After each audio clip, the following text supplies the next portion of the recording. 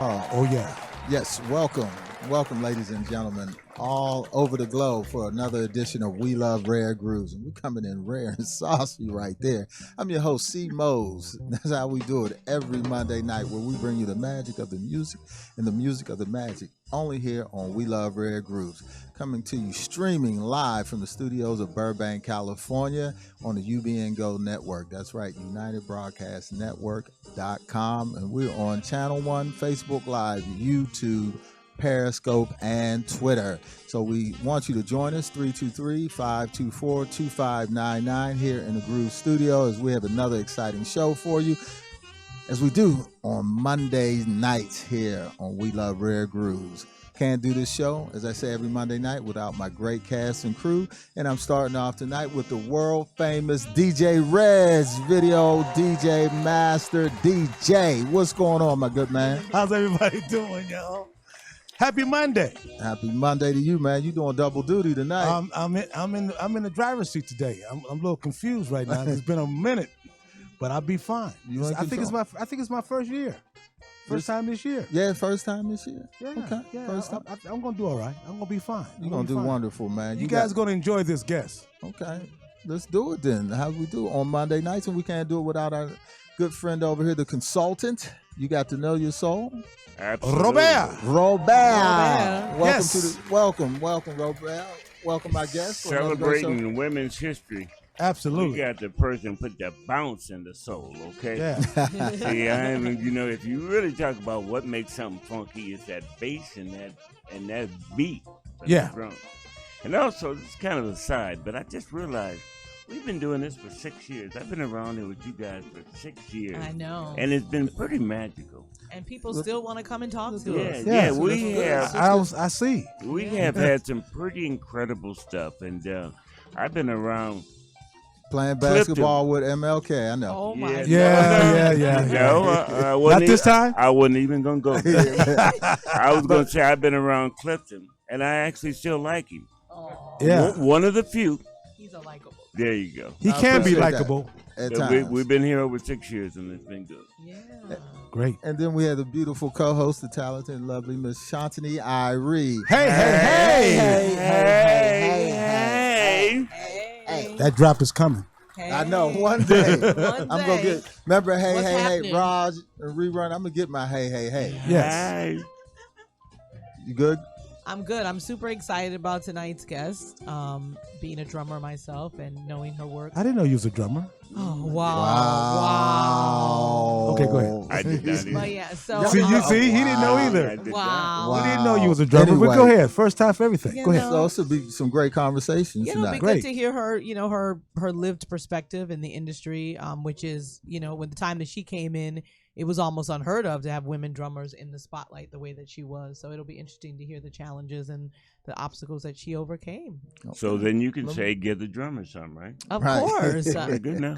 And we also want to thank our good friends over there at Beverly Boy Production. Beverly That's Boys. The go-to guys, they're Team Beverly Boy for 2020, and they're still looking for project managers, right? So give them a call at 1-800-385-1243. They're hiring now. That's Project Managers Full Service Video Production Company. Good raise salary. Tell them you heard it on We Love Rare Groups. And Or from Big Red. Big Red, right. Lifestyle Imports. Go get your passport. You need to know, get your Yeah, passports. you can get your passports, your tags, mailbox rentals, Okay. renewal services, all of that. So call them at 323-572-7884 Lifestyle Import Business Center. Yes. And They're in Inglewood. Sweet Life SoCal digital magazine featuring Women's History Month, as we had collaborated with them. Lena Moy is on the cover, and she was on We Love Rare Grooves first. Yeah, she's fine. So as we do every Monday night here in the Groove Studio, we welcome today a 3-time Grammy Award-winning drummer, producer, educator, activist, and the 2019 Doris Duke Award recipient. Nice. She is, y'all ready, the first woman ever to win the Best Jazz Instrumental category in 2013 for her Money Jungle Provocative. Wow. Nice. To date, she has performed over 100 recordings and toured with some of the great luminary artists. Is you ready? Like, Yes. Like who? Al Jarreau, Who? Yeah. Oh. Stan Getz, Oh. Woody Shaw, Yeah. Man. Diane Krall. Of Yes. course. Cassandra Wilson. Nice. Diane Reeves. Yeah. Oh, yeah. James Moody. James Moody. There I go. Moody There I moved go. Yellow up. There I go. Yellow Jackets is great. Yes. And she also toured extensively with Wayne Shorter and the legendary Herbie Hancock. Nice. She has an honorary doctorate recipient from Berkeley and currently serves as the founder and artistic director for the Berkeley Institute of Jazz and Gender Justice. Nice. Our latest release, Waiting Games, was nominated 2021, nominated for a Grammy, and it was celebrated as one of the best jazz releases of 2019 by Rolling Stone. So let's give a warm welcome here in the Groove Studios for one of the baddest ladies in the industry, the one and only Miss Terri Lyne Carrington. But somebody told me the EA Jazz Master as well, celebrating in April 22nd. She's going to be at any Jazz Master. That's like my boy George Spencer on it. Oh, my goodness. Man, boy, Terri, she got more. I know you Had to add more to that. Right, you are it, my dear. My goodness. Welcome to the Groove Studio. We're so happy and honored to have you in the Groove Studios tonight. Oh, thank you. I'm honored to be here. Oh, Really nice. glad I didn't oversleep. Yes. Just in the nick of time is probably the drums went off on your cell phone as far as the alarm. Yeah, that internal clock kicked in. Yeah. Wonderful. All right, well, we're going to get it started as we do every Monday night. And I heard you answer this question before, but my co-host here, we asked all our guests this question, and you're going to come out telling them. Did you come out of the womb banging on pots and pans? I don't know about all that. I think with anything, I think if it's there, people are exposed to things, they're going to try it, they're going to check it out. And that's how people start to play instruments. I think they're exposed to them and have, opportunity or access through mentors or parents or family. So for me, my grandfather played and my father played, and it was just passed down in the family. And drums were, actually saxophone was my first instrument, and then the drums. What made you switch over to the drums, and how did your father feel about you playing the drums? Well, I switched over because I lost my first set of teeth. And couldn't play saxophone. And that reed was just all wood. This, yeah, and the drums were there, so my dad set him up. I think I was trying to be like him, but He wasn't looking for a son, was he? He wasn't looking for a son. Oh, yes. He was So- quite, I think, disappointed, but then once I showed interest, he adjusted. As he should. Matters. So you had siblings? It's all girl siblings or? I don't have any siblings. I'm an only child. Okay. Oh. So go a little deeper. You say your grandfather as well as your father were they jazz musicians, or what were they? Mm-hmm. My grandfather was in the Boston area, both my grandfather and my father. And my grandfather played locally when people would come to town, and back then they had pickup bands. Mm-hmm. So he would play with people like Duke Ellington, Sammy Davis Jr., Fats Waller, when they would come through Boston. And Man, my big dad, names. and my dad, he also did pickup bands and horn sections when he was in school in Georgia and Virginia. So he would play with R&B bands, James Brown, Ruth Brown, some others, that Yes. that whole. All my cousins. Your cousins. Now, what was your formal training aside from we know where you went to college? What about your younger years? Did you go to music school, or were you mostly self-taught? I was not really self-taught. I always had some lessons starting around 10, I guess. So I guess the first couple of years my dad was my teacher. Then I had some private teachers. But I got a scholarship to college when I was 11. Oh, and wow. that's because, Woo! I sat in with Oscar Peterson, and it was actually Ella Fitzgerald that introduced me to Oscar Peterson backstage. And she told him that he needed to hear me, and he asked me to play. And the president of the college was there and gave me a scholarship. I mean, she said that like she was ordering pizza. Right. Ella Fitzgerald Yeah. introduced me to Oscar Peterson. I mean, what? Right. And it's Who so knows? seriously, it's so interesting. If you listen to all the people, we've only been on 10 minutes, And the names that she's mentioned Yeah, already. and would just be, that short. Yeah, when my dad was pick up for Fats Waller. Like, Yeah. what? Who? What? Legends. Like it's no big deal. Like, Yeah. yeah, like, Hey, well, to family. her, You it know, that's my wasn't. boy down there. Yeah. Down the street. Now, you Well, are originally I from have the. to say I was really fortunate and blessed in all of Yeah, those Mhm. things yeah, because yeah. I realize now that was not so normal. Yeah. Right. You think? Exactly. Are you from the East Coast originally? Yeah, Boston area. Okay. What was it like growing up in Boston in your generation? What was the music scene like in your era? Well, it was pretty cool because it was just 4 hour drive from New York, so a lot of people came through Boston. It was very easy to get to, so I always looked at it as a mini New York, Mm-hmm. and there were a lot of clubs. And because my dad knew so many people, they would just let me go in the clubs with him. So I was just club hopping with my father and mother. So yeah, I think it was just the perfect storm, as far as having so many great musicians coming through and having the opportunity to play with them, sit in with them. So when I finally moved to New York, when I was 18, I knew a lot of people already, and I never really wanted for work because I knew people. So it all kind of worked out. Did you realize how interesting it was that you were a woman or you were a young lady playing drums versus because there are so few, especially in your jazz field at that time? Were you aware at that time, or were you just working and didn't pay attention to that? I didn't really pay attention to it because I think I knew at a young age that it was something that I needed to plow through and not really deal with in order to be successful, because all of the people I was comparing myself to were men. So I couldn't really take too much time to think about it in any other way other than these are the people I need to be like. So I needed to, I think develop a certain kind of warrior spirit early on, and feel a sense of ownership in the music and feel like I had a right to be there, and actually feel like nobody could tell me otherwise. Once I owned, the music like that, this is my music and I'm going to do this. I mean, that's kind of what happened.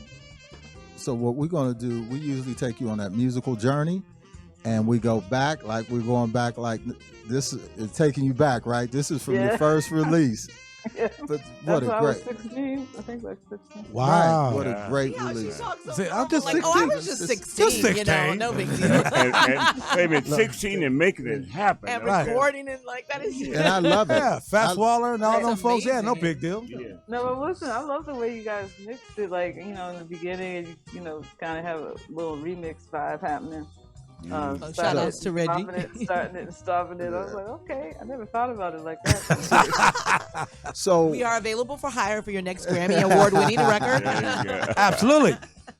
So we're going to go on a journey. So we talked about this, your first release at 16. We can come back. But we're going to start the show off with the latest release you had from the Social Science. And this project that you have just done, we're going to show a video. But if you want to talk about it a little bit, this is the one featuring Nicholas Payne and Radar Ellis. Mm-hmm. So we're going to show Payton. Payton. I'm sorry, Payton. Okay. Pray the Gateway. Right, we're gonna start that off and show the video. But if you want to introduce us to it, a little bit about the project. Okay. The band is Social Science. The name of the album is Waiting Game, and we're basically commenting on a lot of different social themes. Just every track is a bit different, from political prisoners to police brutality to Native Americans' experience in the United States, to homophobia, to gender justice, to what else? What am I missing? Sure project. We do have one. Yeah, we do have voter one. suppression. Oh yeah, suppression. exactly. Exactly. That's the title track. Waiting Game is about the election of 2016, and also we have a B album with 2 albums, and that one is really just all about freedom, and we just improvise for the whole B album, whereas the A album was produced tracks. Okay. And prison system. I can't forget about that. That prison pipeline. The prison pipeline. So yeah. So we're going back and forth. So now this is the latest project, and we're going to talk about it some more kind of when we get in closing, because we'll play a couple more songs. So now after that, we're going to go back into the early years, and we're going to share some other female artists that are drummers also in the middle of this as we go into our We Love Rare Grooves, and then we'll come back, talk about that earlier time with some of your earlier projects with Wayne Shorter and things of that nature, okay? Okay. Give us a call at 323-524-2599, streaming live on ubngo.com, channel 1, YouTube Live, Facebook Live, Twitter, and Periscope. Give us a call. We're in the studios with Grammy Award-winning drummer, educator, just a bad woman there, Miss Terri Lyne Carrington. Take us away, Pretty Tony. What you got for me, DJ Reg? Got something just like this.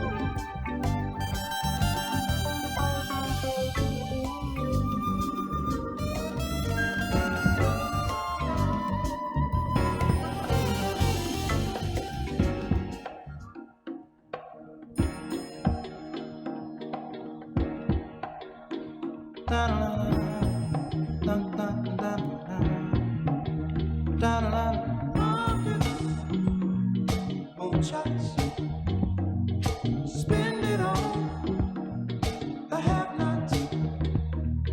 Money, we make it. Before we see it, you take it. Oh, make me wanna holler the way they do my life. Yeah. Make me wanna holler the way they do my life. This ain't living, this ain't living. No, no, baby, this ain't living. No, no, no, no. Inflation, no chance to increase finance. Bills pile up, sky high. Send that boy off to die. Oh, make me wanna holler the way they do my life.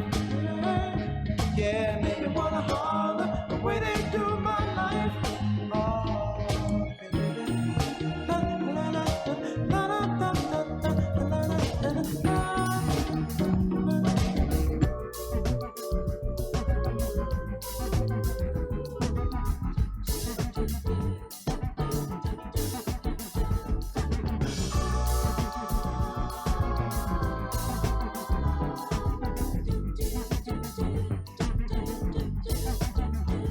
Simon says that now your mind desires a vacation.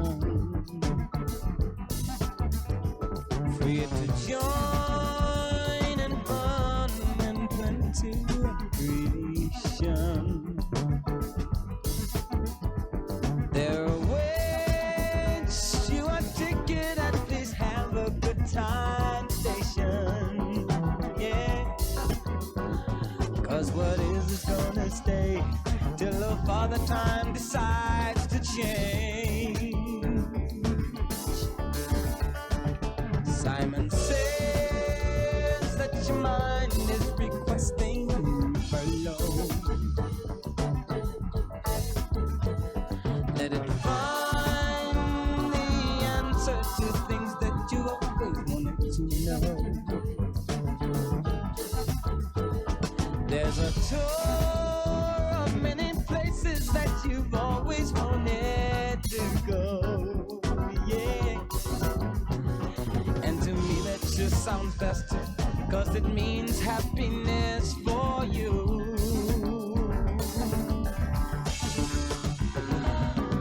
There is so much in life for you to feel, unfound in white, red or yellow pills. A mind excursion can be such a thrill. You please satisfy.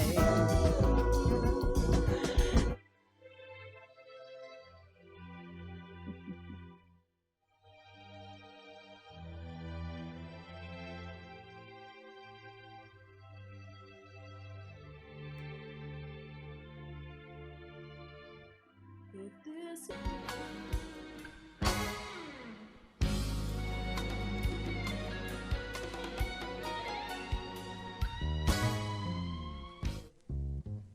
Welcome back to the Groove Studios here with the legendary three-time Grammy Award-winning Miss Terri Lyne Carrington here in the Groove Studios. So we came in with jamming with this called Body Language, and this was by Miss Bobby Hall. You familiar with Bobby Hall, right? Absolutely. I've played with her a couple of times. Have so you? Last Okay. time was just a few years ago. So yeah, she's incredible. Isn't she? And this was her only album. If you were, were you aware of this? I don't know that album. Yep, it's called Body Language of Lovers. It came out, the Soul Funk came out around 76, 77. So that's what we were bringing. That's what we do here on We Love Rare Grooves. And we were sharing that with our listening audience. It's Women's History Month. And also she played with Stevie Wonder on Bird of Prey. And also that's her on Inner City Blues. Wow. See, I wasn't sure that was, I didn't know that was her on Inner City Blues. What's ironic about that is I know that Sheila E. played with Marvin live. Mm-hmm. And she always told this story about how when she got in the band, she started playing more than that part, and how Marvin stopped the band and told her to just play that, simpler beat. And I didn't realize at the time that it was actually Bobby playing it. But I played with her a few years ago for a show we did at the Hollywood Bowl. And she's just one of the most melodic percussionists I've ever played with. She tunes her drums so that they sound really like an orchestra. I've never seen anything quite like it. It's just so beautiful, all the tuning of all the congos and bongos, and you can just hear her play these melodies on the drums. And she's from Detroit. She's from Detroit. She's from Detroit, Michigan. I call it Detroit. I don't know why. That's okay. Literally, no one calls it that. I call it Detroit. She's from Detroit, of course, like every other great musician. She's an American percussionist. For those who don't know, she's recorded with a variety of rock, soul, blues, jazz artists, and has appeared on 20 songs that reached the top 10 Billboard 100. Wow. And she started out with Motown at the time, in the 50s, playing at the 20 Grand, which is a very well-known nightclub in Motown, in Detroit. And she was approached by Paul Reiser out of Motown, which worked with the Holland Brothers, and he's worked with all of the greats that came out of Motown. And so for her to come in with the Funk Brothers and be a woman at that time and distinguish herself between, she was distinguished as a unique woman percussionist and a unique musician, but for her to play along with people like James Jamerson and all of those great, Bob Babbitt and Uriel Jones, that was a huge thing at that time. And so that leads us into you starting working with Wayne Shorter, and I guess that's in the early years. If you can elaborate and bring us up to speed with that in your early years. Sure. I got the gig with Wayne when I was 21, and I went for an audition.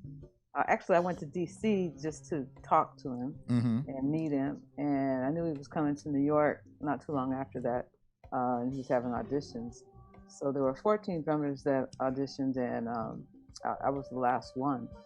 And I wasn't feeling terribly confident, but but I got the gig. And I remember a friend of mine told me when I was leaving my house in Brooklyn, he said, just whatever you do, don't overplay. So I just got there and I just played real simple and tried to, make things groove as much as I could. And I wasn't really used to playing fusion music, so it was a bit different for me.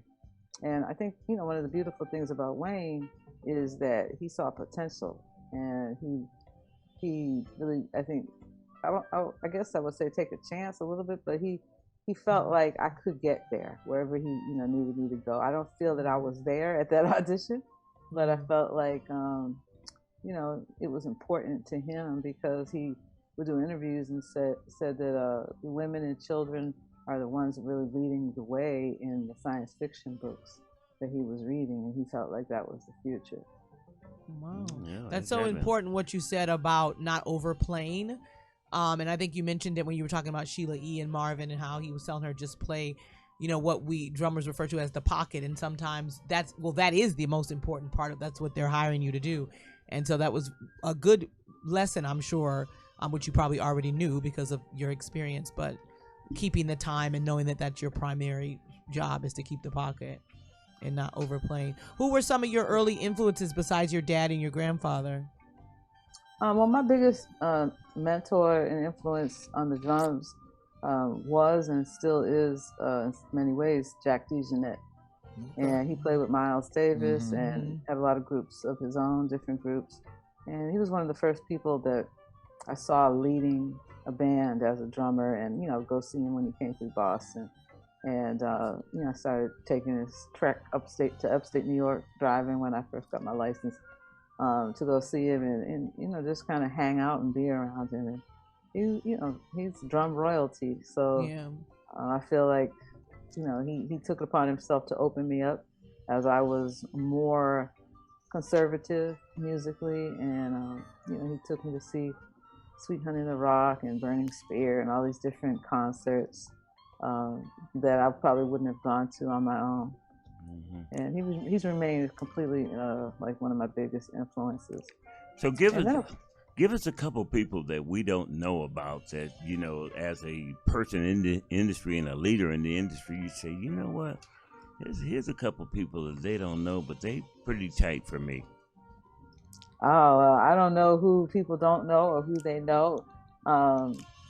So, I mean, somebody that maybe is not a household name drummer that is on a song that everybody knows. His name is James Gatson. Oh, yeah. We know him very well. He's been part here. of our alumni. Okay, Yeah. all right. Well, Yeah. You met James and he had his hairdo, right? That's my man. Yeah, we love him so much. He's great. Yeah. Okay, see, well, I can't really pull out. Let's see. I don't really know. I mean, you know, as far as older jazz drummers, there's a lot that just played beautifully on records. Mm-hmm. And Dugu Chancellor. Oh yeah, Dugu. He played with a lot of people. Most notably, his relationship with Patrice Rushen. Mm-hmm. Right. She's like a sister to me. But he played with Santana and Weather Report. Mm-hmm. He was definitely an important drummer in the lineage. Yeah. Let's see. I mean, you put me on the spot with drummers. We're gonna you put me on the spot with drummers. I'm gonna let you think on that because we're gonna come back at the end of the show and we're gonna do the top 5. So we're gonna let you let you marinate for another 30, 40 minutes as we close out the top 5. So think about that. As we said, a little fun thing, when you were going back and forth from Boston to New York, what was that first car? We always say, what was that car that was getting you up the road? Well, my very first car was a Chevrolet Impala. It was my dad's car, and he gave it to me. That was large. That's a large car. It was very big. I was like, a boat. Because I totaled it, so. No! Like a boat. I totaled my first couple of cars, so. Ooh. Then I got it together. Okay. Then I got it together. But the one I was driving upstate was a Saab. Oh, excuse us, a Saab. That's that old white money car. I had a Saab too. Educated car. That's it. They drive those to Ivy Leagues. Both of us had too many people had the Saab. But you was driving to the strip club though. She was driving to. What was that popular Saab? The 600, the 900. What was it? I had the 900 that looked like the Volvo. You had the one that you had the convertible or just the. Me? No, I just had the old Saab 900. Saab 900. A little probably gray or silver. Yeah. Hard to go get it fixed. Hard to find a mechanic. Yeah, exactly. It used to be that Ivy League car. Now, and there's a drummer actually. He's passed away, but his name was Wilby Fletcher. He played with McCoy Tyner and a lot of different people. But he was in the car with me, and I got into an accident. Oh. And so that was the end of the Saab. Was he okay? Yeah, because I was actually driving to Detroit that night when my cousin was getting married. He's actually probably watching this. My cousin, his name is Jimmy Sherwood, but he was getting married to Carmela Sherwood, and I had that accident, and I remember wearing a little neck brace. To the wedding. To the wedding. I was in the wedding. No! Bridesmaids with the neck braids. Oh my! Did you take it off during the pictures, or did you just leave it on? I think I must have taken it off. Hey, who got the picture? Somebody, come on now. We're gonna take a moment. No, really, the funny part about the pictures is this orange dress and heels I was wearing. Oh man! Oh, it must have been the '80s. Yeah. Mm-hmm. Those colors were real big then. And the hairdo, so we can imagine. So we're gonna take a second. We're gonna go to Beverly Boys video. Beverly Boys production. You got the 30-second one. No, you don't. So use what you have. Beverly Boys Video Production, the go-to guys for all your video production needs. Give us a call, 323-524-2599. Give us a call with Terri Lyne Carrington's in the house. We are so happy to have you in the studio. So we'll be right back in one groove second. Pretty Tony, take me away.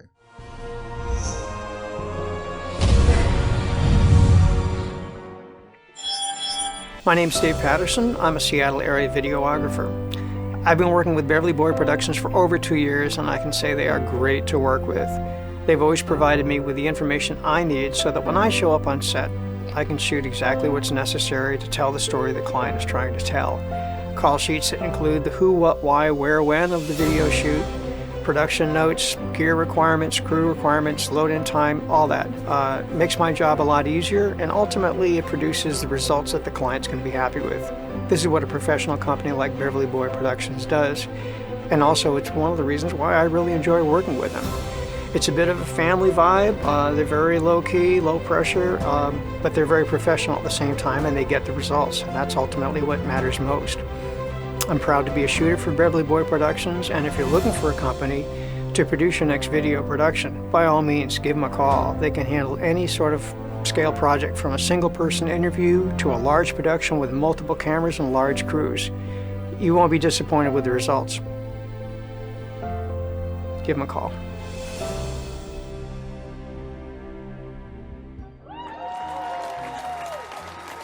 We're back here in the Groove Studios with Terri Lyne Carrington and also the We Love Rare Groove team. I'm your host, C. Mose, DJ Reg, our consultant, Robert A., and Shantini Irene. I must say, she's the drummer that drummers know. Like, she's a drummer that drummers know. Because when I posted the flyer that you were coming on, like, all my drummer friends and everybody they were like, oh my God, so cool. Oh my God, I like it. Normally they, like, push past it or something. Right. But I got a few people say, how did you get Terri Lyne? Yeah, how do you We know people. We know folks. Hey, so you get, how did I want to go into this where you come into LA now, right? And did you come to LA prior to this? Tell me about this Arsenio Hall. How did you drive is the question. We hope not, but you have a driver. Did you drive? No, by the time I got to LA, I had to drive a lot, right? So Right. I had it together. I didn't get in any accidents. Nice. But yeah, I came out there on several trips when I was playing with Wayne Shorter, and also Diane Reeves is my longest friend since I was 10 years old. Wow. So that's like a 45-year friendship, and she lived in LA. And also Patrice Rushen, I had developed a friendship with, and I actually met both Diane and Patrice when I was 10 at this festival, Wichita Jazz Festival in Kansas. See, I told you, she's 10. 10 at Wichita Jazz Festival, and Diane Reeves. See, Patrice Rushen. there it is. So, with that being said, we're still here, right? With that being said, you met. So how did that? Who led you on to get onto the Arsenio show? Because that was like you were being your first band leader. I don't think she can hear you.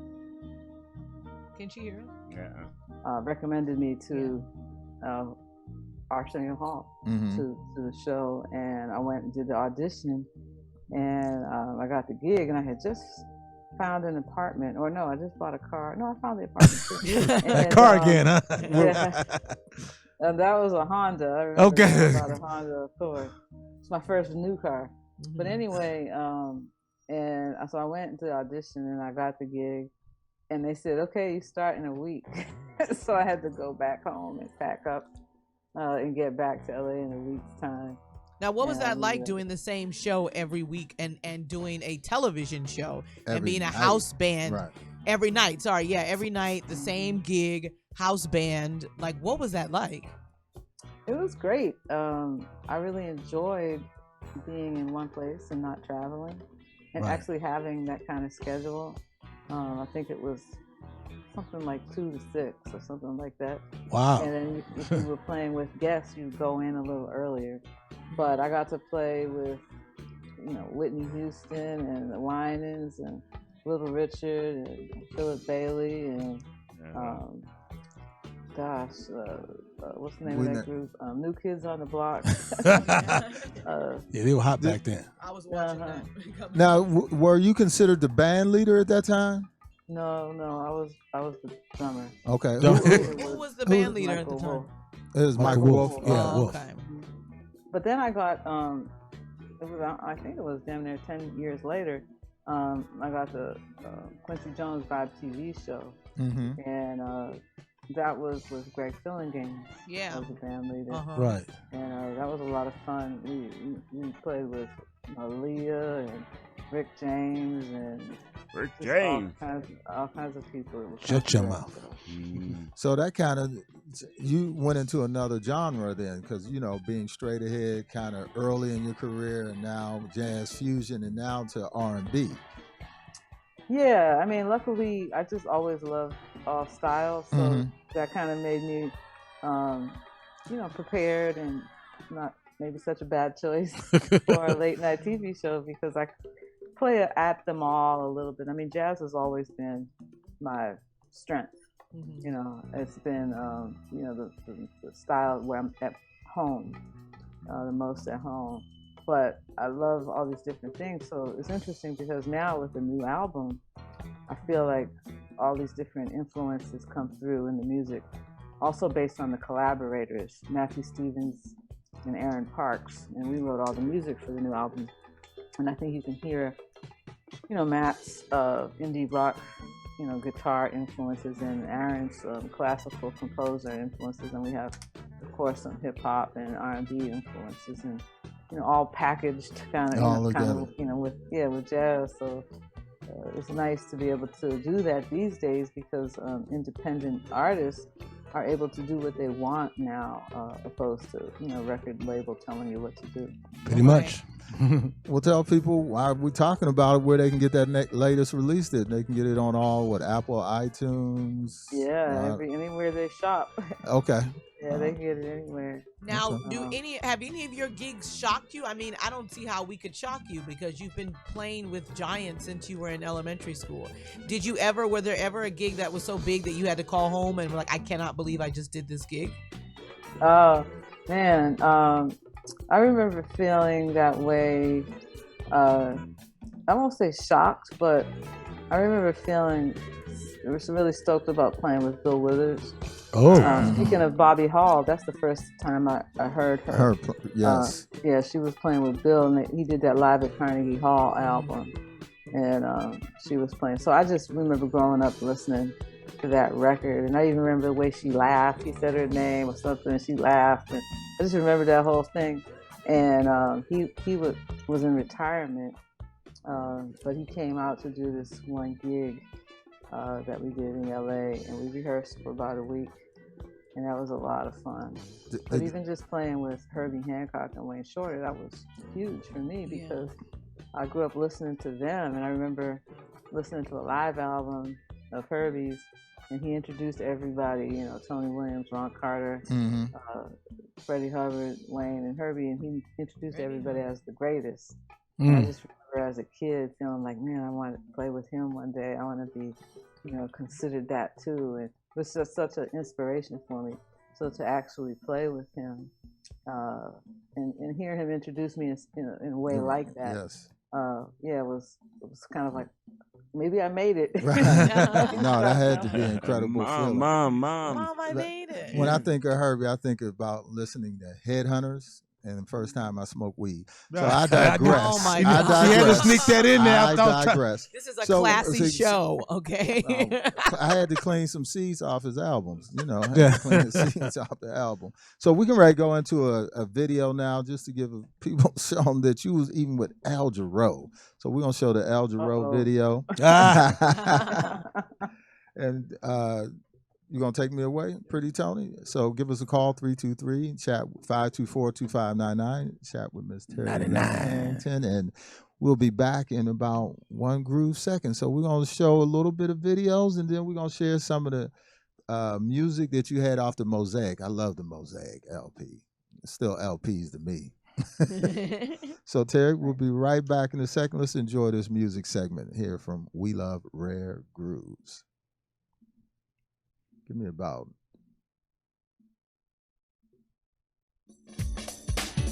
Girl, you sure looking good.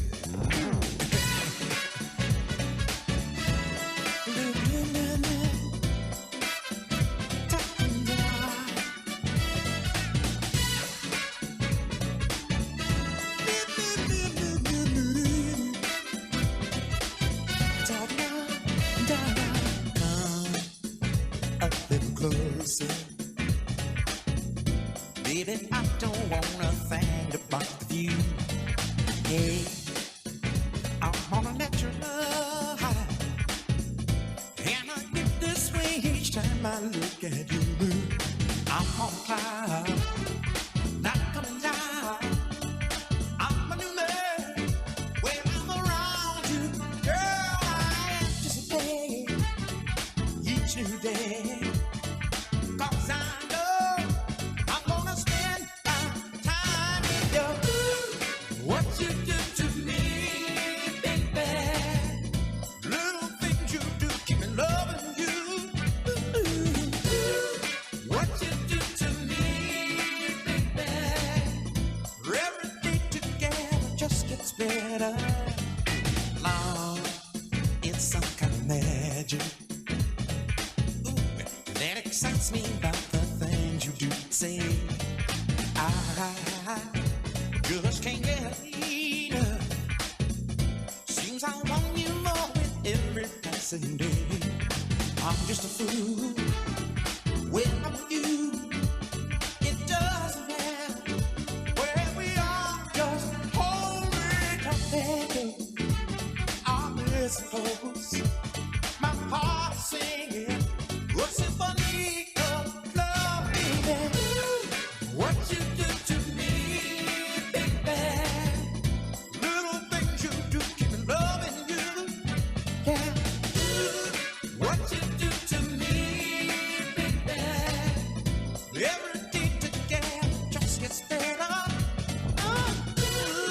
What you do to me, baby, what you do to me, oh you, what you do, baby, what you do to me, every day together just gets better.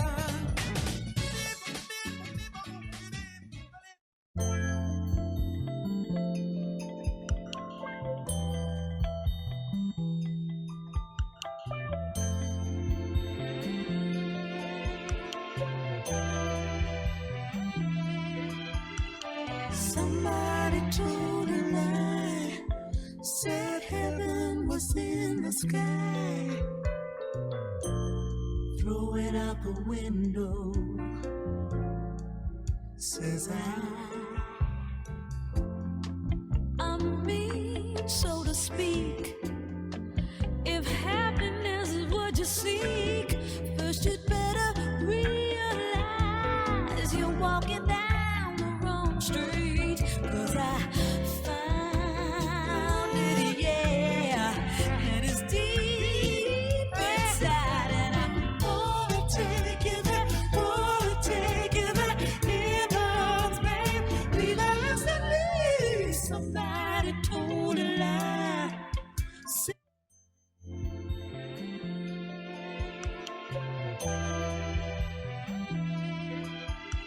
Somebody told a lie, said heaven was in the sky. Throw it out the window, says I'm mean, so to speak. If happiness is what you seek, first you'd better realize you're walking down the wrong street. 'Cause I found it, yeah, and it's deep inside, and I'm gonna take you there, gonna take you there. It hurts, babe, realize that me, somebody told a lie, said heaven was in the sky. Throw it out the window, says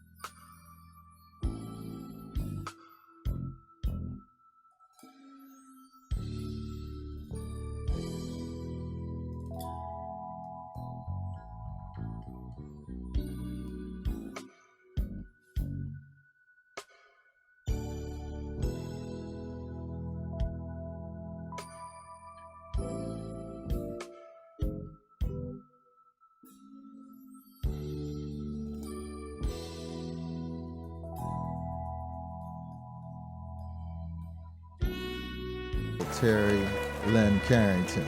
And that last, what we have on it is called Shh.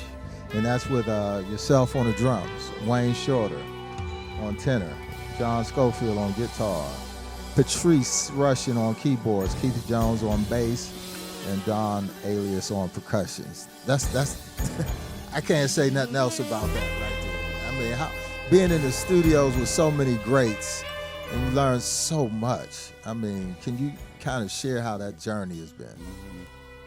Yeah, I mean, it's all a learning experience, really. I mean, that was my first album, and that song that was played is written by Patrice Rushen. And it's just funny, I was thinking how everything's so connected, because I first heard that song when Patrice and Ndugu were playing with Wayne Shorter and Carlos Santana. They had a project together, and I heard that song, and it just really spoke to me. And I was doing my record shortly after, and Carlos actually played on a different song on the record, but I wanted to record that song with Patrice, and so it's just funny how all of these people, it's just such a small world and small family. It's large, you know, but it's small at the same time, and most of the time, you know, we know each other, and it is like a family. Who would you say introduced you the most to session drumming? Because for those people who don't know, being a session drummer and being a session musician is totally different than doing it live. So who do you think really gave you the best pointers when you first were starting out doing sessions? I didn't do a whole lot of sessions. I mean, I did a couple of movie dates when I lived in LA, but LA kind of had the session scene locked up to a degree. You know, but there's various things that come to mind, like working with George Duke in the studio. Just being able to play with clicks and learning how to do that, learning how to not rush, even, you know. Right. Patrice gave me some guidance, you know, on not rushing, making sure I was sitting in the pocket. You know, it's interesting about time, because then I felt like I started dragging, so I had to find that happy medium, you know, find that place with the click. But I learned a lot from George Duke. I think he's a big mentor of mine for being in the studio, especially. He was a, you know, amazing producer and musician. Yes, Dr. George Duke. Rest in peace. Yeah. Did you know that you always wanted to make music for a living, or did you think you would do something else and this kind of just went natural for you? I had no desire to do anything else. I mean, I could have. I was an honor student, but I just never gravitated to anything else. So I'm really glad this worked out. I don't know what else I would have You didn't have a plan B, huh? I did not. No Other than B-side. bartending, I always joke around. I say that's my plan B. So, how did you collaborate with Valerie? Because she's on the Mosaic, right? On this. So, how did you collaborate with Valerie? Well, I met her when she came to Boston for a project we did at Berkeley. We were doing a play on Marvin Gaye, and she came as a guest for that. And then shortly after that, she received an honorary doctorate from Berkeley. And I kind of played in that presentation. And somewhere in that same time period, I was the MD for a show that was honoring her and Shaka Khan and Dionne Warwick at the Howard Theater in DC. So our orbits just kind of kept crossing.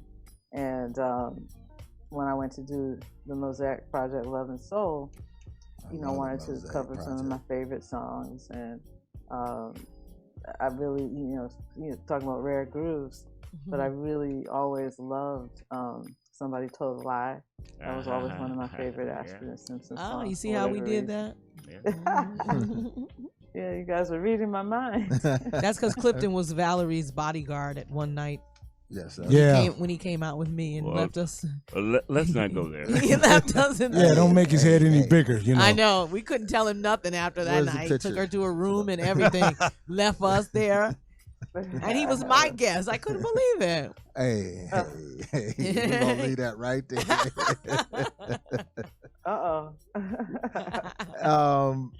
So tell us something that you've performed. Where haven't you performed around the world? Where haven't you been? That you like to.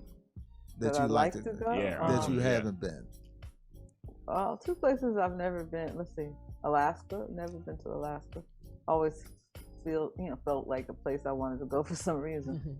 And West Africa.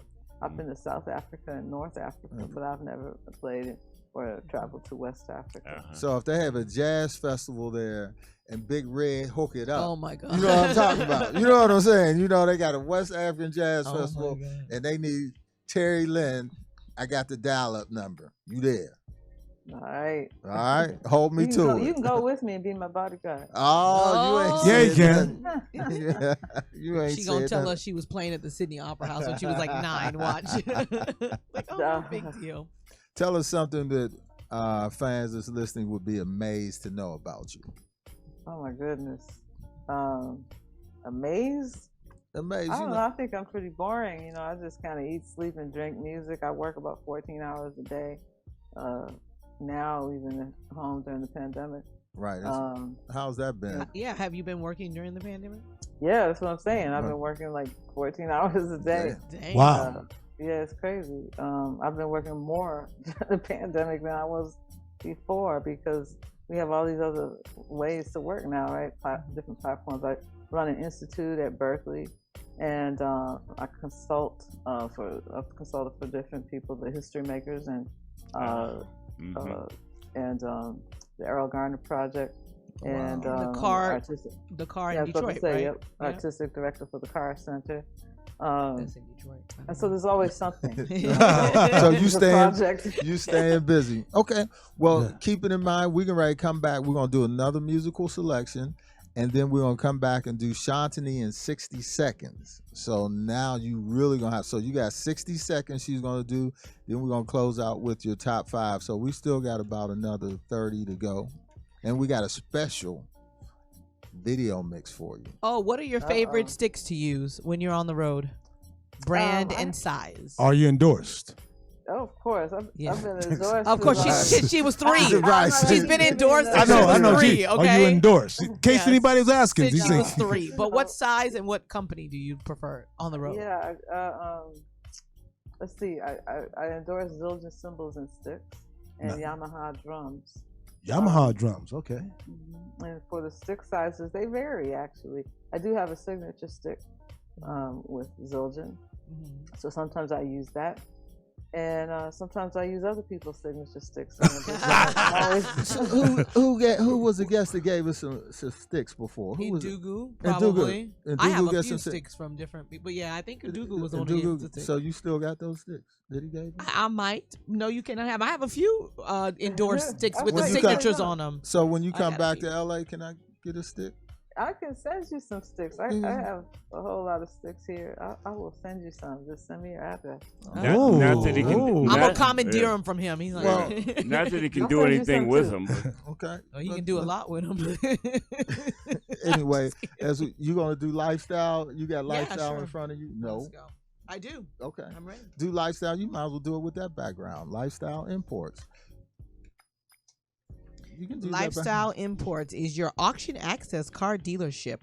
Will get you into your dream ride for less. Lifestyle Imports is a one-stop automotive services center.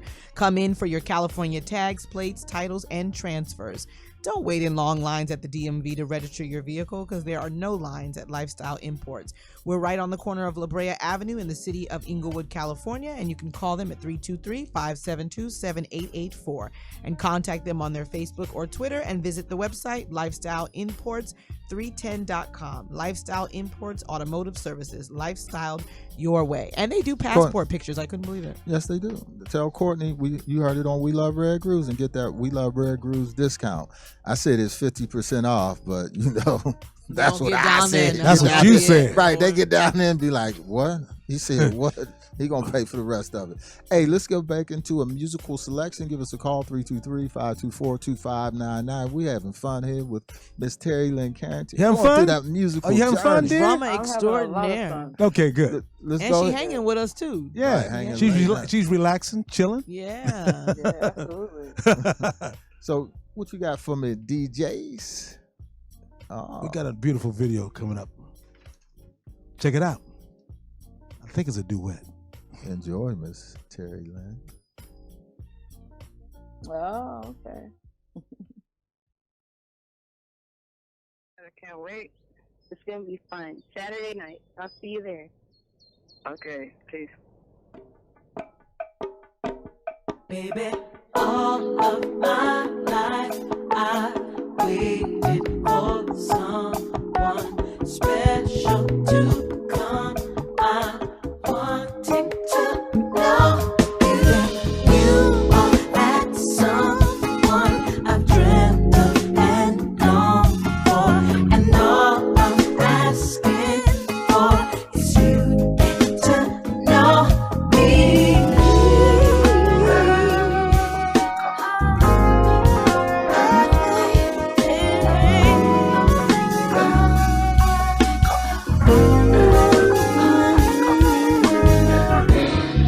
You are the stars, the moon, the sky, and I am the earth, the rain, the night, and ooh, just maybe we fit together.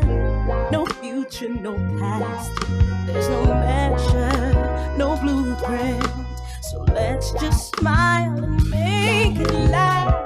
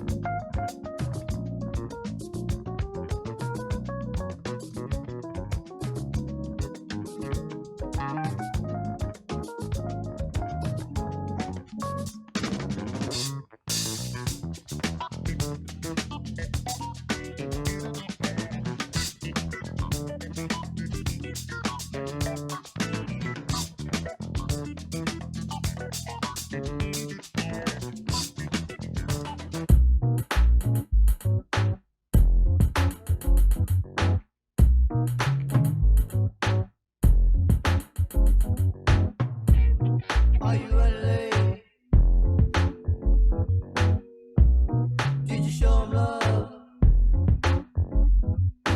Even if you didn't, there will never be another like you.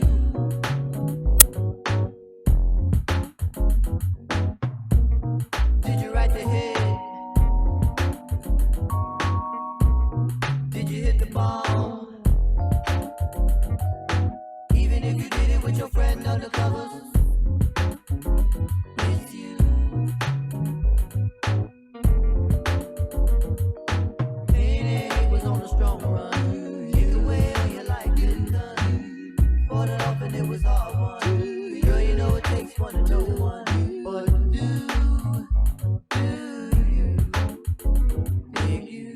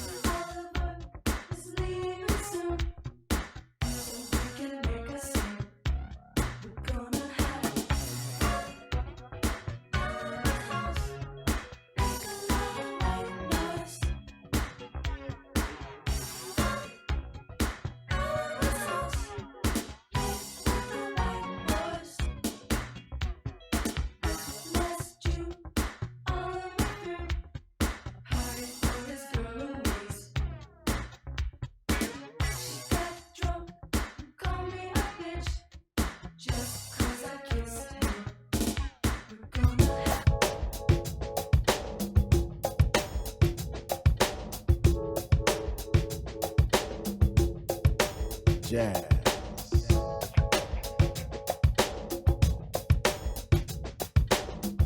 Jazz is a spirit.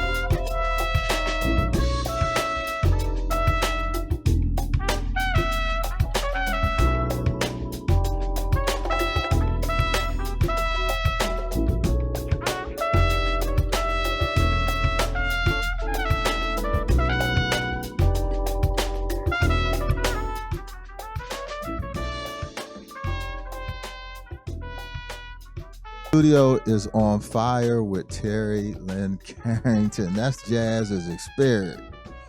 I just found that yes. Yeah. Listening to it, mean, I was that like, took me back too. this took you back. Yes. Yeah, that's Malcolm Jamal Warner speaking, and Wallace Roney, who we lost last year due to COVID. Oh no. But that whole set that you just played brought back so many memories, you know. Q-Tip and Herbie and Lettucey, who just won a Grammy. Congrats to her. Finally, I mean, what took so long? Yeah, exactly. Man, and this just shows your array of artists that you work. I mean, and the fact that you have Grammys as a jazz artist, that is so difficult, because the Grammys has always been the jazz heavy, you know, they really are for musicians, and so for you to have Grammys as a musician at the Grammys is a whole different level of. Were you there when you won your first one? Were you actually at the Grammys? Oh yeah. Okay. That was for the first Mosaic project, and then the second one was for Money Jungle, Provocative, and Luvv, and that one was a little bittersweet, only because I was the first woman to win in that category, and it really just points out how long it's wow. Yeah, you know, you know how difficult it's been for women playing jazz. But you know, I was just gonna say, you know, when you played, you asked me before about production and in the studio, and I have to give Q-Tip too a lot of credit, because I worked with him on Esperanza Spalding's album Radio Music Society. Yeah. And I learned a lot, you know, just working with him on that album. He's another one of my production heroes. So you're like a child prodigy, we would say, starting out 10 years old and going in studios, because you did your first album, you were 16, right? You recorded that. She probably started when she was 2. So now imagine where we come from then. What is some of the differences, or I wouldn't say challenges, but differences that back then recording music to how music is recorded to today? Yeah, totally different. I mean, back then you got what you got. You know, you could maybe overdub a little bit, but it's so different now with Pro Tools. It's unfortunately, it makes me think differently. So I sometimes don't worry about my track, because I know I can go back and fix it or play it again. You know what I mean? And if I'm producing, I'm more focused on everybody else and what. So like that track that you played when we first started the show, that was like the third or fourth incarnation of that track, because I just wasn't happy with you know, the drums and the groove like the first 3 times. So what I ended up doing was not using drums, and it starts off with all kinds of percussion. I just went in and layered all this percussion and finally found the textures I was looking for. So before, you know, we couldn't really do that. You know, we had to just go in the studio and play and do it over and over again. Yeah, and you don't want to be that person, right, that makes everybody wait because you didn't get your parts together. Right. You know, so especially if you're playing with a 70-piece orchestra or something. You know, like I did one movie date where that happened, It was a week in the studio to do that movie, The Hurricane, Denzel Washington movie. Yeah. And I made one mistake, and then 70 people had to stop and start over again. Oh, man. Oh no, can't do that. And that's different because when it's a movie, you reading score sheet music usually. So it's definitely the way that it's supposed to be. You can't make any, interpretation about that. That's fascinating. Right. Yeah. So let's have some fun here. Shantini, in 60 seconds. You ready for this? Answer these questions. So I'm going to ask you a series of random questions. You have to answer them in 60 seconds or less. Okay, Oh wow. Let Okay. me get my music together here. He's waiting for his Jeopardy music. Yeah, man. Yes, my dear. You hope what? I hope I don't disappoint. Cause I feel pressure. No, we see. Come on, you're used to pressure. Come on. Don't worry about it. It's all good. It's all These good. music questions. Nah. Maybe. Terri Lyne, no, they're not. Coming from me, they will be. Yeah. And I'm even going to interrupt on one of them. You ready? You ready? Yeah. I don't hear that in the. But it's playing. There you go. It's playing. There you go. What was your first job? Playing drums. The first professional gig was with Clark Terry. Wow. Your favorite song to perform or play to? Ooh, just all those years playing with Herbie, I have to say I love playing Chameleon. Oh, okay. Nice. Name a lover gave you. Oh wow, that's Honey I might Bunch? be stumped on that one. Pretty girl. Let me see. I don't know. Boo, I don't know. Okay, there Okay. you go. That's good. That's good. Thunder Toes. Greatest piece of advice. The music is just a drop in the ocean of life by Wayne Shorter. Man. I was born in 1984. What were you doing then? Smoking weed.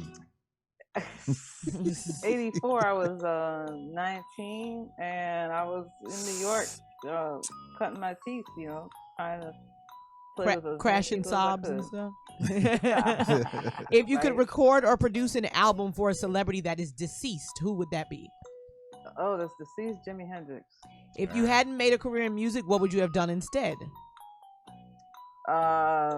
Psychology, I don't know. Maybe got into other people's lives. I said bartender earlier. But yeah, that's really kind of, That's kind of what the bartenders be doing. Right. Right. Exactly. See, they're related.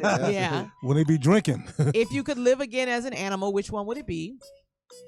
Ooh, I feel some kind of affinity to dolphins. Oh. But I also have a dog, and I really, love the relationship with dogs and humans. So maybe a dog or a dolphin. Which superpower would you want? Invisibility, flying, or reading minds? Invisibility, flying, or reading minds? Mhm. Flying. I thought you liked to read minds. You want to be a No, psychic. I don't want to get in. I want to be too able much. to get in and out. Yeah. A dream artist to work with that is alive. Considering you've worked with everybody, I don't know who that would be. Right. No, I used to say that I wanted to play with the Rolling Stones, but they have a drummer. But that was always like, Yeah. one of my bucket list kind of things. If they didn't. But Perfect timing. yeah, I still would say. That. Perfect timing. Oh, yes. Great. What was that? Pootie Tang. Oh, I'm like, what was that? So see, that wasn't so hard. I sprinkled some music questions in there for you. So Yes, thank you. now we're getting ready. Can I get a coffin? We used to do the Oh, dusty. what? We used to do. Oh, I thought you said you this- wanted a coffin. I was like, I what? thought that's what he said too. Yeah, Somebody, I'm like, somebody coughing. at some point you Coughing. can get one. I don't know what. This is our segment of the dusty of the week. So usually it's like the dust going down in the crates, hearing the dust pulling on out the the native records and blowing the dust off your grandma's And this is vinyl brought record. to you by SoCal Sweet Life. There you go. Sweet Light. There you go. Digital magazine. We're going to get you in this digital magazine next year. Okay, Terry? There's a great article on there. This is a concierge magazine. It's digital, but it's also hard. Come out magazine. We got the full cover. Mm-hmm. This month is celebrating Women's Yeah. History Month, and that's Melina Moore. You ever work with Melina? No, I haven't. I know who she is, but we've never met. I'm gonna have to get that together. Oh, here come Big Red. Big Red's coming.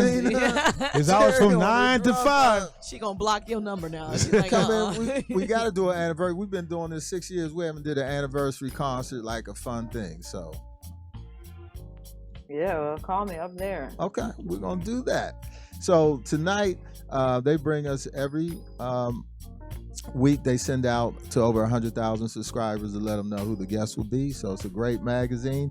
And the Dusty of the Week tonight, let me go into this one. Usually we wait till after it's over with. But tonight, we're going to go who this young lady has been known, the Queen of Drums. Now, who would you say the Queen of Drums was if they asked you? Who would you? Herself. Besides yourself. Put it like this. Have you heard of someone being called the Queen of Drums without it being you? The Queen of Drums. That's what we got here. Don't worry about it. You don't have to answer it. So what it's from the International Sweetheart Rhythm Band. They were they were a swing band back in the 40s. Okay, so absolutely. I know that band. Right, so there you go. So the drummer there was Miss Pauline Brady Williams, and she was with them from 1939 to 1955. We're going to show a little video of them so people can actually see the band. They don't know about this all-women's big band. And then we're going to actually hear a drum solo from her. And then we're going to go into a video mix of yours truly, Miss Terri Lyne Carrington. And we'll come back and close out the show. Yes. All right. All right. Check this out.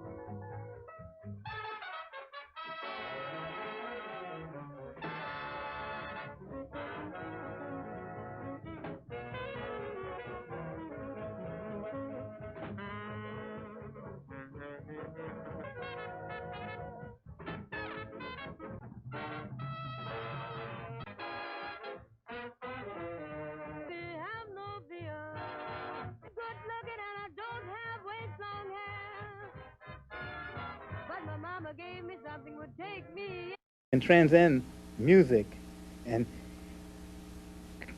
like shine in the essence of creativity, life, let someone see eternity. Allow yourself to experience eternity and share it.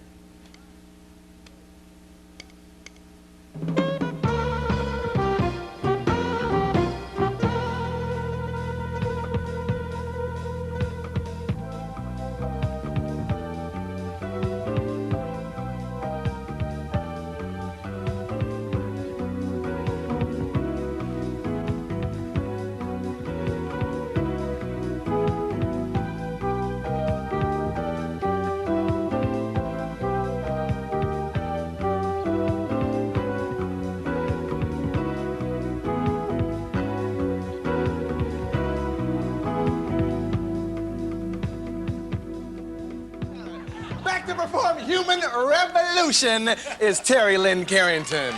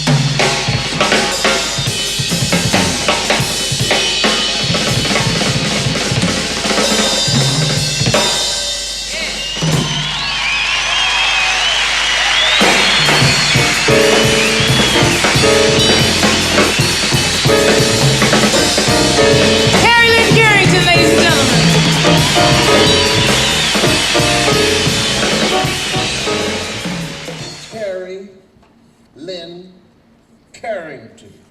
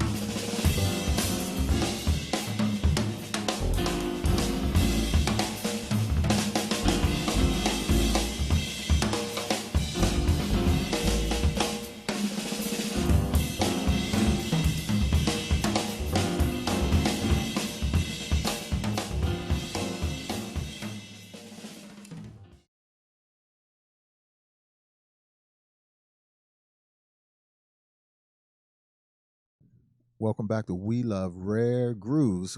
Give me a little bit of that DJ Reg. We are going to have to email you that video that we played. I couldn't see it. I know. I'm gonna Yeah. send it to you on We know we're WeTransfer. gonna have to email it to you. Okay. I saw that you took me back when the Wayne Shorter. Yeah. I saw part of that. But Right, so we I was had like, a oh mix. no, not that one with the '80s. Yeah, we hairdos. we That's got what all you your, was doing in hold up, '84. We That's what you had was all doing. your hairdos. Yeah. We gonna when you watch it, please send me a message. I will. You gotta send it to me. Okay. Yeah, we're I'm gonna send it to you. So we're gonna go ahead and talk about top 5 drummers. Yeah, who are your top 5 drummers of all time, living or dead?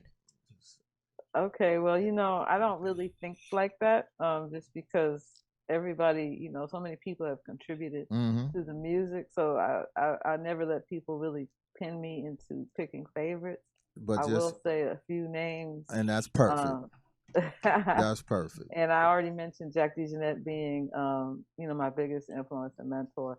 I would say Roy Haynes, as well, and he was also a mentor of Jack's and influence rather. So it's all about the continuum. I love Andrew Cyrille. I love Brian Blade, as far as people more like my peer group. I love Steve Jordan and his way of grooving. Just the masters. Elvin Jones, Max Roach, Art Blakey. There's just so many beautiful drummers. It's so personal. Have you ever worked with Ray Pounds? No. No, you never worked with Ray Pounds? It's a good drummer out here too, Sonny from Oh, shut Louisiana. up. No, it is not. Don't listen to him at all. Y'all get Sonny. No, Sonny, listen to him where you at at? all. That's it. That's a studio. He's a group phantom. sitting. He's a phantom drummer. We had a picture I'm of. sorry, I don't know him. Right. Yeah. We had a picture of him. And you shouldn't. Yeah. What would you tell a young artist who's embarking on a musical journey as yourself? What advice would you give a young artist now? Well, I think it would depend on what kind of artist they are. If it's a musician or a jazz musician or a drummer, I teach at Berkeley, and so many people, they want to move to New York or move to LA, and I try to let them know that, your competition is everybody else that's there. You know what I mean? Like sometimes people can, in college, they can be really good, but they're really not necessarily always prepared that once you leave, your idols are your competition. Right. So there's just so much that you have to understand about the business, because it's just not always the best person, or and at the end of the day, especially if you're a drummer, nobody really cares about a drum solo. I mean, you know what I mean? Like Right. It's more about the music that you create. And right now, with so much that's going on, you have to understand the business, you have to understand songwriting, of course, marketing and all that. So there's just a lot to understand to be successful. It's not just based on talent anymore. You have to have the talent, of Right. course, but a lot of people have talent. So you have to really develop these other things, people skills, all that. That's such a good point. And sometimes your idols, you want to keep them. Your idols, you don't necessarily want to meet them because they're not always how you imagine them in your head when you do meet them. So that's a great point. So what keeps you going strong over the years? What keeps motivating you? What's that inner spirit? I don't know, the mystery. There's a mystery in everything we do. Really, life is a mystery. But Yes, it is. I think the music really keeps me going. And I'm mission oriented these days because I'm 55, and I just feel like we have to start thinking about what we're leaving behind, and what we're contributing to the society that we want to live in. So I think what keeps me motivated right now is to be purpose-driven and mission-oriented. So that's, with teaching and trying to do my share in helping the next generations coming behind me. And what's some of you have your latest project, but is something else you got coming on that's on the horizon that you want to share? We're just working on a new record. We're about to start, doing that, writing for that. So I'm excited, about starting, because it's almost like having a baby, right? When you do a record, that last one took us nearly 3 years to make. So I don't want it to take that long again. It's like an elephant baby. Yeah, exactly. And so it takes you a minute, I think, to release all that and then start fresh again. So I think I'm starting to get into that kind of creative space, because I've been doing other things, creative things, writing, writing forwards to books, prefaces, and liner notes, and that kind of writing. So I'm looking forward to, starting to write some music again. How can we keep in touch with you? What are your social media handles, or do you do that? I'm the worst with that. I do have help. What's the young lady's name? Tell her thank you. Farai. Yeah, Farai. Tell Farai thank you so much. But how can people keep in touch with you as far as your social media? And well, if people go to my website, they can reach out to me directly. But as far as social media, I mean, I have Instagram account and a Facebook account, and Twitter. And if you just look up my name and any of those, you'll find me. You'll find your discography of music, right? Well, my dear, you got something in the mail. I hope it's close to you. Oh my God, it's downstairs. I told you I fractured my. She can't go downstairs. I can't even go get it. No, that's okay. That's okay. And I will take a picture and send it to you. Right. So from the team here, DJ Reg, Robert A., the consultant, our engineer, Pretty Tony, Shantini, and myself, the We Love Rare Grooves Award. And that's it. It's downstairs, but you will definitely take a picture so we can have it in our portfolio. You got to put it near your Grammys, okay? It is. That's where it sits. Oh, that's exactly. There you go. There you go. Right in the middle. Exactly right in between them. Get it on your good foot. Okay? And we thought we do this because it's very special for our guests to take time to join us, share their story, share their journey. Because you could be anywhere else right now, but you're sharing it with us, and also please keep us abreast of your activities. You're part of our alumni. That's why you mentioned Patricia Russian and Dougaloo and so many other people who have been on our show. But you're part of our alumni family. Yeah, in Dougaloo. I'm like, is that his name? A new name? In Dougaloo. Don't worry. They do it to me all the time. Hey, Terri, I hope you enjoy being with I've been called Prairie Lee and really Prairie Lee. All kinds of names. That's country name. Prairie Lee. Prairie Lee. Now you still in the East Coast, right? Yeah. Still in the Boston area? Yep. I am. I was in LA for about 17 years, and then I moved back here to teach at Berkeley. Okay. Yeah, she's teaching. Have you been I guess that's a big adjustment. How are you teaching music over Zoom? That must be interesting. Yeah, but there's so much to learn when it comes to music that you can do a whole year on Zoom like we've done. Theory and stuff.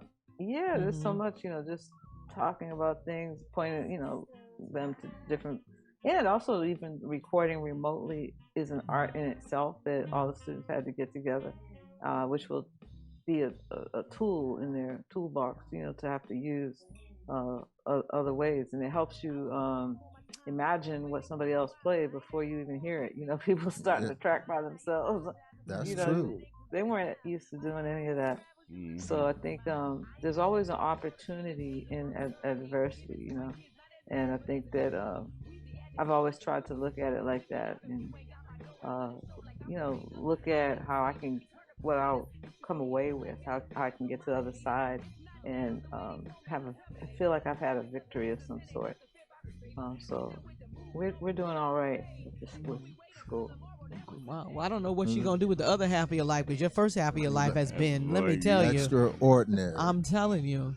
And great. And you're such a fabulous musician, and it was more than wonderful to have you on the show tonight. And she's a musician's musician, you know, and it's good to know that, you can be a musician and have a long-lasting career. So many young people think you have to be, famous social media-wise or whatever the case may be, and you've kind of definitely been a musician and worked with everyone and had a career for eons. So And that's the greatest thing is that other young ladies, young girls can look up at you now. Remember, we just did the international rhythm. Who, you know what I mean? You weren't able to look up to her to hear about her. You know what I mean? But now, Yeah, no, I mean, I knew about them later. Right. But it was so strange that those bands. There were a lot of women big bands in the 40s. Yep. Right. And then during wartime, but then when the war was over, men came back and pushed them to the the women side. went back to the kitchen again. Well, they pushed them to the side. Yeah, they went back to the kitchen. Exactly. Yeah. So I did know two of the women in that band, Cora Bryant, trumpet player, and Carlene Ray. She played bass with them sometimes. She wasn't in that video, but she was in that band. And I'm glad we can bring that up. Can you imagine how many people aren't even aware of the female big bands? Right. I'm so happy that you played them. Yeah, there's a lot of people like, what? So when you have some new music, you're always welcome. You can call up to the show even when we have other guests call sometime, and we show, when you have new music you want to release, that's what our show is for, especially from streaming circuits, to keep the music alive. Thank you. I appreciate it. Thanks for having me, and y'all are amazing. Thank you so much. Stay in touch. Do you miss our weather? Do you miss our weather being out there? I do. Especially with that ankle. I know she can't wait for it to warm up. Would you? Can't even lie. We're going to close out the show, but don't leave Zoom because we would like you to do a drop for us in 15 seconds or less. Okay. Thank you. As we do every week here on We Love Rare Grooves, we bring you the music of the magic and the magic of the music, and we bring you the legends. Follow us on YouTube, Instagram, Facebook. We will have this show in its entirety, the video form on YouTube, and we will have the audio version on iHeartRadio and Apple Music Podcasts. Nice. So for those music geeks, so let musicians, us know. tune in. And who you like to see. All the time we get them people saying, hey, can you find this guest for us? That's how we got you, my dear. Someone said, Terri Lyne Carrington? I was like, no. They said, yes, you do. You know her from Arsenio Hall. I said, I know her. They said, well, can you get her on the show? So it took us about 8 years, but we got you. Yeah. We only been in existence for 6, but it took us 8 years to get you. So thank you so much. I'm glad you found me.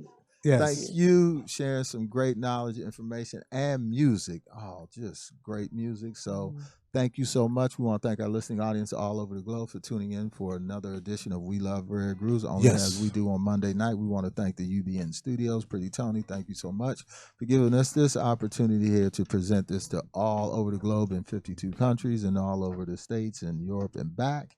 Next week, we're going into Jazz History Month. It's a month for everything now. I know. So Jazz History Month, we'll be looking to share some other artists. Who do we have confirmed, gang? For Gerald Albright. Gerald Albright, we have confirmed. Albright. He'll be Gerald here on the 19th. Albright. We're going to celebrate the second anniversary of the Donald Byrd, so we'll have those guys back in. And will they be back in? yeah, they'll be back in Detroit people again. Right. Yeah. Detroit. Into April. But I'm still, hey, we put it out there in the atmosphere. We were trying to get Tina Fuller.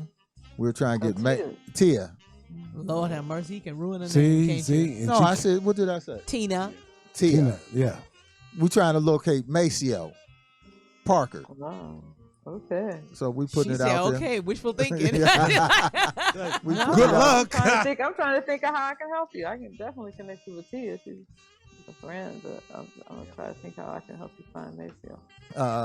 Robert Glasper. That can help you. Okay. Yeah. All right.